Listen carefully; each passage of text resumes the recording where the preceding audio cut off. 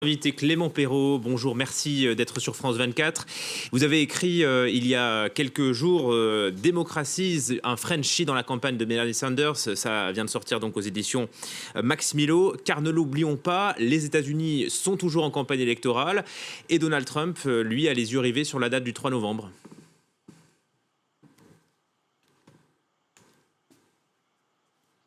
Tout à fait. Alors, la campagne, en l'occurrence, a connu un rebondissement avant-hier avec l'abandon, en tout cas la suspension de la campagne de Bernie Sanders.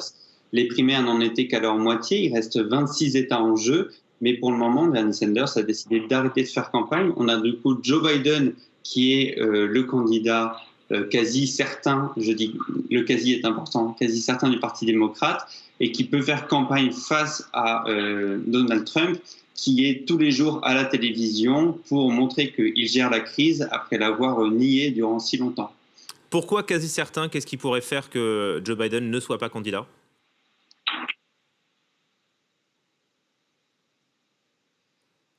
Aujourd'hui, c'est évidemment le scénario le plus probable.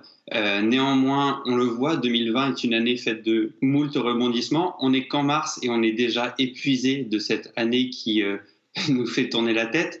Il y a beaucoup de choses qui peuvent se passer d'ici la convention en août prochain. Il y a plusieurs éléments. Le premier, c'est que Joe Biden, tout simplement, n'arrive pas à montrer une stature de chef d'État dans cette crise. Et pour le moment, c'est difficile. Jusqu'à maintenant, il a une manière un peu hésitante de se positionner sur la crise du coronavirus.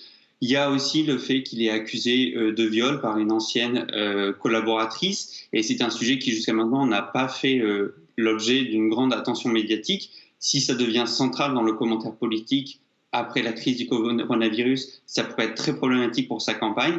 De manière générale, le problème de Joe Biden, c'est que même s'il est aujourd'hui le candidat du parti, ça n'enlève en rien les faiblesses structurelles qu'il a et qu'il traîne depuis plus d'un an maintenant de campagne, notamment sa difficulté à s'exprimer qui en ce moment est moins visible parce que Joe Biden, dans une drôle de primaire, a une campagne relativement reposante. On n'est plus du tout sur une campagne où on enchaîne plusieurs États dans la journée, plusieurs meetings, où on est tout quotidiennement harcelé par la presse. Là, Joe Biden fait ses interviews par Skype 1 ou 2 fois par jour, et ce n'est pas du tout quelque chose qui montre et qui permet de démontrer la carrure présidentielle d'un candidat.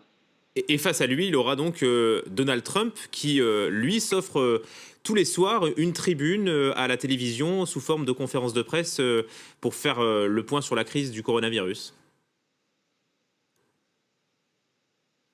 Tout à fait. Donc, s'il est candidat, parce que sinon, le Parti démocrate, face à ces faiblesses-là, pourra chercher à lui trouver un remplaçant, et pas forcément Bernie Sanders. Mais s'il est candidat, il fera face à Donald Trump, qui effectivement utilise cette crise pour être absolument partout, tous les soirs à la télé. C'est intéressant d'ailleurs le rapport qu'il a eu avec les médias ces dernières semaines, puisque après les premiers jours de crise où tout le monde diffusait les briefings présidentiels qui durent parfois plusieurs heures, les médias ont arrêté de le faire en intégralité, notamment parce que Donald Trump y était extrêmement agressif envers les journalistes et y diffusait, comme à son habitude, de nombreux mensonges. Sauf qu'actuellement, s'ils veulent avoir à la télé des experts médicaux de la Maison-Blanche qui interviennent, ils doivent aussi ménager la chèvre et le chou et faire plaisir à la Maison-Blanche en diffusant les briefings présidentiels. On est du coup sur un rapport vraiment de menace de la Maison-Blanche à l'égard de la presse, et c'est très préoccupant. Et la campagne ne fait que commencer. Merci en tout cas Clément Perrot. On va remontrer votre livre Démocratie, un Frenchie dans la campagne de Bernie Sanders qui s'est donc terminé.